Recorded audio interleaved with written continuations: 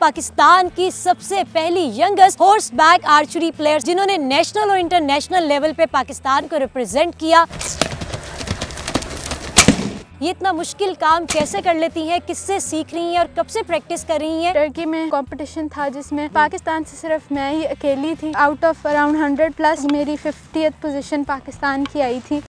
Urdu point की videos देखने के लिए हमारा चैनल सब्सक्राइब कीजिए और बेल के आइकन पर क्लिक कीजिए ताकि आप हमारी तमाम आने वाली वीडियोस से बाखबर रह सकें। अस्सलामुअलैकुम, आप देख रहे हैं उर्दू पॉइंट और मैं हूं आपकी मेज़बान रुवेज़ा राजपूत। नाज़रीन, आज मैं आपकी मुलाकात पाकिस्तान की सबसे पहली youngest horse back archery player से करवाने जा रही हूं जिन्होंने नेशनल और इंटरनेशनल लेवल पे पाकिस्तान को रिप्रेजेंट किया और पाकिस्तान की पहली यंगेस्ट प्लेयर हैं जिन्होंने इस गेम को भी पाकिस्तान में इंट्रोड्यूस करवाया है। आर्चरी गेम को ये इतना मुश्किल काम कैसे कर लेती हैं, किससे सीख रही हैं और कब से प्रैक्टिस कर रही हैं, आइए इन्हीं से जानते हैं।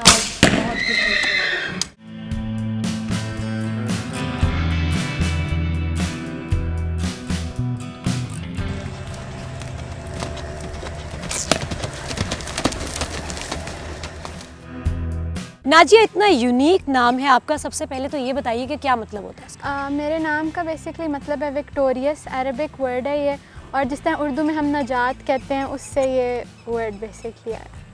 नाजिया के बारे में सबसे पहले तो हम जानेंगे कि नाजिया क्या करती हैं। मैं लाहौर से हूँ। मैं born and brought up Dubai में हुई थी, वहीं से मैंने हॉर्स राइडिंग शुरू की थी और मैं 20 इयर्स की हूँ और मैं पंजाब यूनिवर्सिटी से बैचलर्स कर रही हूँ पब्लिक हेल्थ में। नाजिया, इतना यूनिक ख्याल कैसे आ गया? और भी बहुत सी गेम्स थी जो आप सीख सकती थी, उसमें आगे जा सकती थी। हॉर्स बैक आर्चरी इतनी यूनिक गेम, वो भी फीमेल, और पाकिस्तान में she is the first lady, not in Lahore, not on Punjab level, on national level she is the first lady जो ये गेम में बहुत अच्छी गेम खेलती हैं। उसके अलावा ये इंटरनेशनल कॉम्पिटिशन्स में भी पार्टिसिपेट करती हैं। नाजिया, कैसे ख्याल आ गया ये? बेसिकली मैं पहले शो जंप्स करती थी जब मैं दुबई में होती थी। मैं 8 इयर्स की एज से, जैसे मैंने बताया, हॉर्स राइडिंग कर रही हूँ। तो जब मैं पाकिस्तान शिफ्ट हुई तो यहाँ पे शो जंपिंग का कोई सिस्टम नहीं था।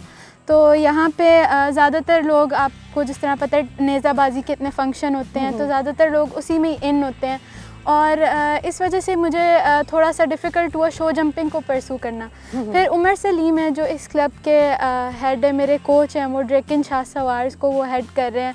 उन्होंने मुझे इंट्रोड्यूस किया हॉर्स बैक आर्चरी के बारे में, उन्होंने मुझे बताया, उन्होंने मुझे सिखाया, उन्होंने मुझे अपॉर्चुनिटीज़ दी कि मैं अपने आप को इस फील्ड में ग्रो करूँ।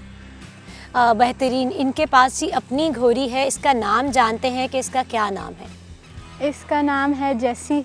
इसका नाम है जेसी। जेसी जैसी कोई नहीं जी। अच्छा जी, आपने इसके साथ, ये आपका ऑन हॉर्स है, इसके बारे में हम थोड़ा जानते हैं। ये बेसिकली जो सर उमर सलीम है उन्हीं की घोड़ी है, ठीक है, और उनके पास ही होती थी और उन्हीं से ही फिर मैंने इसको ख़रीदा। ये यहाँ पे इसको हमने ट्रेन किया कि बेसिकली हॉर्स बैक आर्चरी में रास छोड़ के चलाना होता है, तो एक हॉर्स को इस चीज़ के लिए ट्रेन करना काफ़ी ज़रूरी होता है। अच्छा। तो इसको फिर ट्रेन किया कि ये इस चीज़ में सही तरह से चल सके, फिर मैंने इसको बाय किया। अच्छा Nazia, tent pegging is something else and this horse back archery is something else, they are two different things. Yes, tent pegging में ये होता है कि एक हाथ से आपने घोड़ा पकड़ा होता है और दूसरे हाथ से आपने नेज़ा पकड़ा होता है। Okay. और आपने ज़मीन में से किला उखेड़ना होता है। और हॉर्स बैक आर्चरी में इट्स अ वॉर स्पोर्ट। इसमें जिस तरह जंगों में घोड़ा मतलब वाइल्ड हॉर्सेस होते थे और उनको घोड़ा छोड़ के तीर मारना होता था, जिस तरह आप लोगों ने टीवी में भी काफ़ी शोज़ में देखा होगा। तो इसमें आपने दोनों हाथों से हॉर्स को छोड़ देना है और आपकी जो सारी ग्रिप है वो आपकी टांगों में होती है। ओके। इसमें ऐसी कौन सी ऐसी चीज़ें जिनका हमें ख्याल रखना चाहिए कि ये नहीं करना चाहिए हॉर्स राइडिंग में स्पेशली, या हॉर्स बैक आर्चरी की हम बात करें, वो नहीं करना चाहिए, उससे ये डिस्टर्ब होते हैं और आपको कोई चोट लग सकती है, वो बताइएगा। बेसिकली ये गेम है ही डेंजरस। हॉर्स राइडिंग की कोई भी गेम हो, इसमें डेंजर का एलिमेंट तो लाजमी शामिल होता है। बस आप अल्लाह का नाम अगर अपने दिल में रखें कि ये एक सुन्नत स्पोर्ट है, जो प्रॉफिट मोहम्मद सल्लल्लाहु अलैहि वसल्लम करते थे, उनके टाइम पे भी औरतें करती थी ये स्पोर्ट। तो अगर आप अपने दिल में अल्लाह का नाम रखें, दुआएं पढ़ के चढ़ें और सारे सेफ्टी प्रिकॉशंस को अपने माइंड में रखते हुए अगर आप ये स्पोर्ट करें तो फिर इंशाल्लाह अल्लाह हामी और नासिर है और कोई भी आपको फिर प्रोटेक्ट नहीं कर सकता जब अल्लाह ही आपका सबसे बेशक बड़ा जी, नो protector है। डाउट, लेकिन फिर भी ज़रा सेफ्टी टिप्स जो हैं वो आप हमारे व्यूवर्स को दें कि हमने जैसे सुना है कि पीछे नहीं जाना चाहिए हाँ जब भी तो ये घोड़ा जो है अक्सर आपको टांग मार देता है। हाँ जी। तो इस तरह की और कौन सी ऐसी टिप्स हैं जो आप बताना चाहते हैं, देना चाहते हैं? बेसिकली हॉर्स की बॉडी लैंग्वेज समझना बहुत ज़रूरी है। अभी आप जिस तरह जैसी को देख सकते हैं, वो थोड़ी इरिटेट हुई हुई है, ज़ाहिर है थोड़ी सी गर्मी है, उसको मक्खियाँ तंग कर रही हैं। इसके कान अगर आप देखें तो ये थोड़े पीछे की तरफ जा रहे हैं, तो इसका ये मतलब है कि हॉर्स इरिटेट हुआ हुआ है। ऐसे हॉर्स के, क्योंकि ये अभी मेरी घोड़ी है, मुझे भी इसका थोड़ा अंडरस्टैंडिंग है कि मुझे काटेगी नहीं, लेकिन यूजुअली हॉर्सेस के कान जब फुल पीछे जाए और वो मुंह ऊपर कर ले, उसका मतलब है कि वो आपको कह रहे हैं कि आप मेरे से दूर रहें।